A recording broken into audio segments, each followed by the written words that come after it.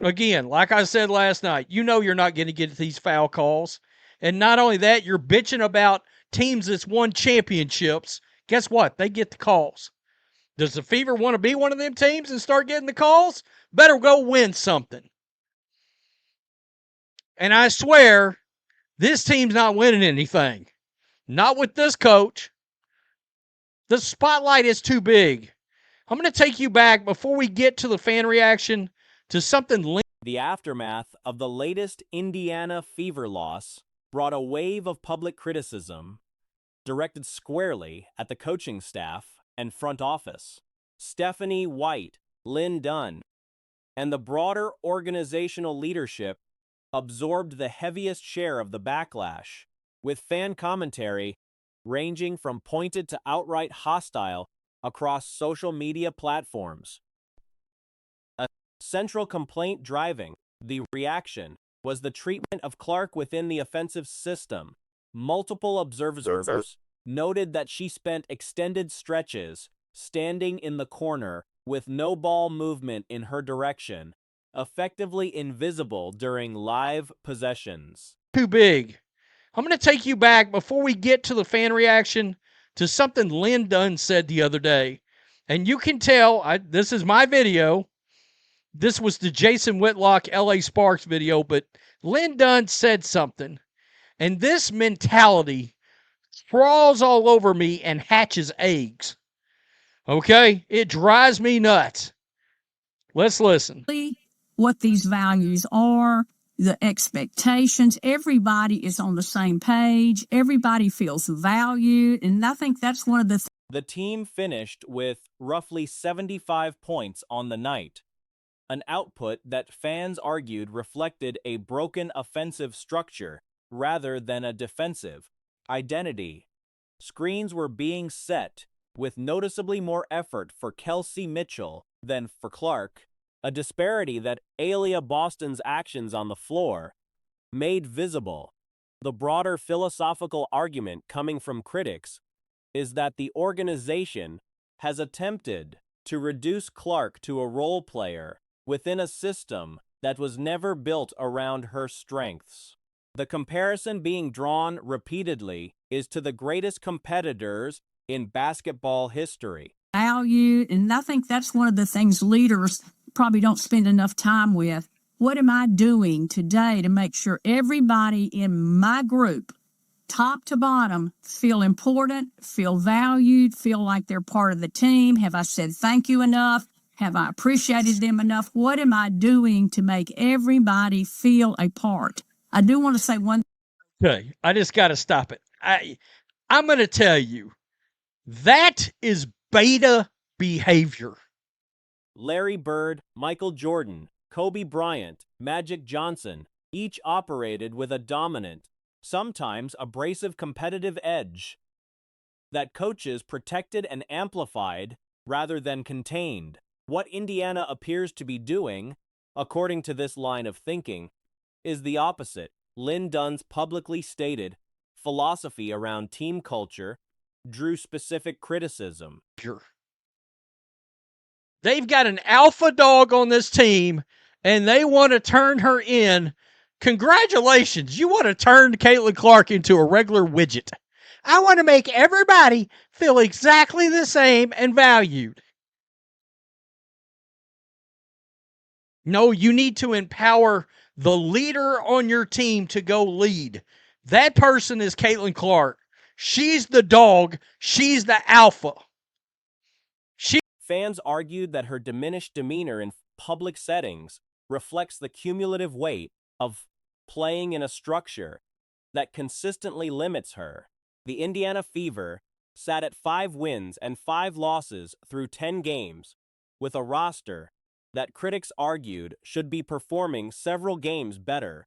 Under different coaching, the decision to draft another point guard in the first round 2 years after acquiring Clark was raised again as evidence of front office thinking that does not center the franchise. Player has social media engagement on organizational posts reflected the mood, with comment counts running well ahead of likes on recent Fever content. He's the transcendent star, and in the heart of hearts, all those players know it.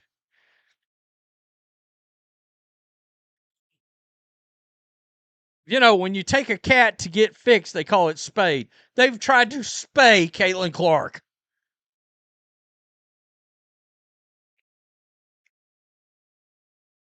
And it's all of this. Ben Daniel, the sports psychologist, can F off too.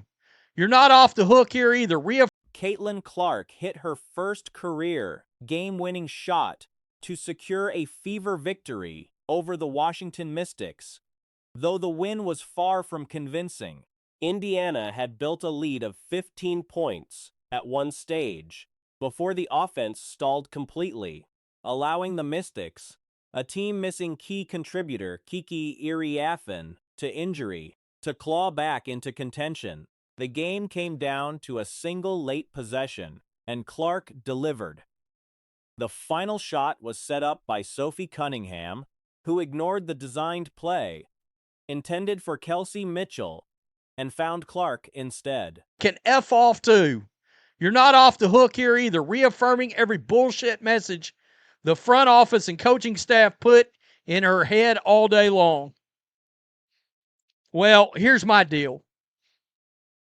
If you're going to be Kobe, if you're going to be Michael, if you're going to be Larry, if you're going to be Magic, you got to be a junkyard dog mentally. Clark caught, rose, and hit nothing but net from deep over Mystics guard Cody McMahon. The personal history between Clark and McMahon, dating back to their college rivalry, added a layer of significance to the moment. McMahon was the player contesting the shot that ended Clark's college career, and the two have never been considered friendly. Hitting a first career game winner over that particular defender registered as more than coincidence to those watching. Mentally. They were.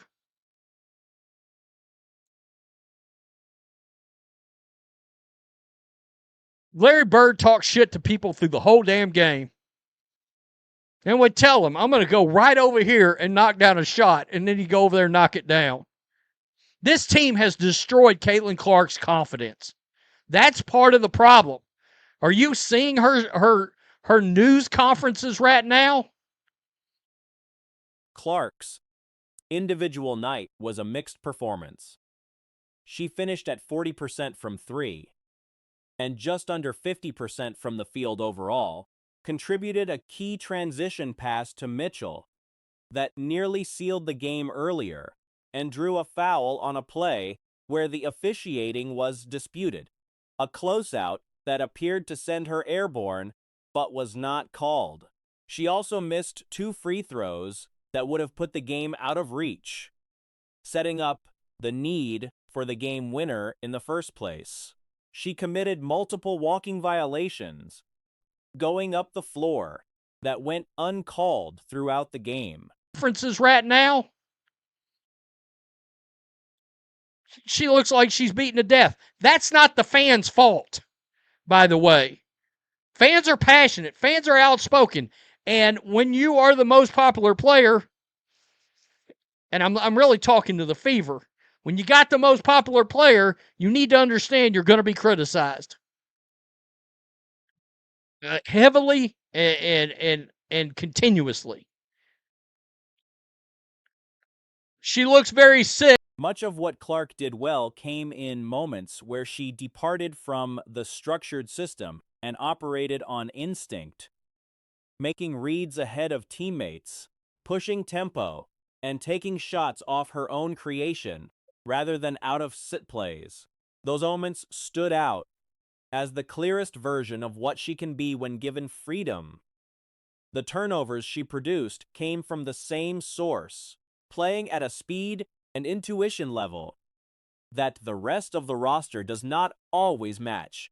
The coaching decisions in the closing minutes drew sharp criticism. Horrible game of basketball. Horrible game of basketball. Like, horrible, horrible game. At least I can watch the finals now. Horrible. Horrible game. The Fever were up 15 points. They were up big. And then they just started walking the ball up the floor. They just started walking the ball up the floor. The Mystics are pathetic. Not only are they pathetic, Kiki got injured. Hopefully she's okay. Stephanie White removed Clark from the floor on a late defensive possession and replaced her with Raven Johnson, who had not played in the second half. Johnson then made physical contact with Shakira Austin off the ball on the very first play. Contact that should have been called a foul but was not. The sequence could easily have cost Indiana the game. The available alternatives for that defensive substitution: Lexi Hall, Sophie Cunningham, Monique Billings, or Misha Hines-Allen, were all on the bench and had been active during the game. They're pathetic. Kiki got injured. Hopefully she's okay. The Fever let Georgia Amor look like a competent basketball player. There's something seriously wrong with that. This was one of the worst games I have ever. This was the worst game I've watched Fever play. They almost lost to a team trying to lose while up 15 points. Like, they almost lost. Shout out Cody McMahon. Shout out Cody freaking McMahon for what the fuck is she trying to do here? She's not even close to being on time. And of course, the third and fourth quarters remained a concern beyond just the final minutes. Indiana allowed the Mystics to outscore them in both periods, meaning the Fever were outplayed across the entire second half, and survived only because of one shot. Georgia Amor and Lauren Best, both players who should not pose major problems for a functional defensive unit, were given room to operate. The Fever's total of 78 points reflects an offense that is not generating enough against even weaker opponents, and the overall quality of basketball on both ends was poor throughout. She's not even close to being on time. And of course, it has to be Cody. It has to be Cody. Of all people she hits her first career game winner on, it's fucking Cody McMahon. That is the best. That is the best person for Caitlin to hit the game winner on. Right in her face. If you guys don't know, Cody McMahon and Caitlin Clark fucking hate each other. If you guys don't know, they hate each other. Like, there's no friendship there. They fucking despise each other from college. Nothing but net from deep. Caitlin. Monique Billings finished a plus 12 in the box score largely because of timing. She happened to be on the floor during favorable stretches, rather than sustained impact. Clark's statistical line was bookended by mistakes and highlighted by two large moments: the missed free throws that extended the game and the three-pointer that ended it.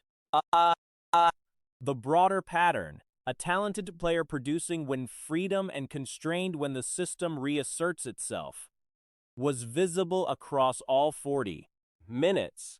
The result keeps Indiana in positive territory on the season, but the manner of the win offered little reassurance about what the team looks like against stronger competition. From college. Nothing but net from deep. Caitlin Clark in a terrible game. Shot 40% from the three, was one off shooting 50% from the field. She 1 of 3 from the line, nearly missed 2 free throws. She missed 2 free throws, which could have won them the game. Then made a game-winning, near game-winning assist, and then hit the game winner. Like, a absolutely awful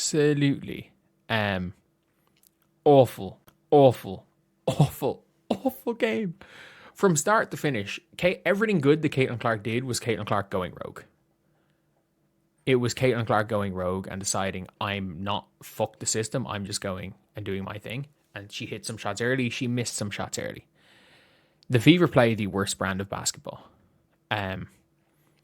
Lexi Hall an idiotic foul on Sonia Citron. Dugalich came in. At one stage, we were making At one stage, we were making Lauren Best look competent. It was bad. It was bad. The referees did not do a good job for Caitlin. Apparently, this is not a reckless closeout. Like, it was a reckless closeout and she got cleaned out of it in the air. There's no way the play was for the Caitlin Clark shot either. That play was for Kelsey Mitchell. Sophie Cunningham said, fuck that, I'm giving the ball to Caitlin. Sophie Cunningham said, fuck that, I'm giving the ball to Caitlin. Like, Sophie Cunningham said it. I'm giving the ball to Caitlin. And shout out Sophie. Shout out Sophie for finding you're the only player on this team who's hit a game winner in 3 seasons. Oh, sorry, no. Kelsey Mitchell and Caitlin have both hit game-tying shots. I'm pretty sure that's the first game winner we've seen. What a performance. Mo Billings plus 12 because she was just on the floor at the right times. Nearly the worst. This was the worst coaching performance I have seen from Stephanie White. This was the worst coaching performance I've seen from Steph White this year. And I'm going to be real. I'll use the word pathetic. Like, why were Damiris Dantas and Ty Harris in the game together in the fourth quarter with Maisha Hines Allen?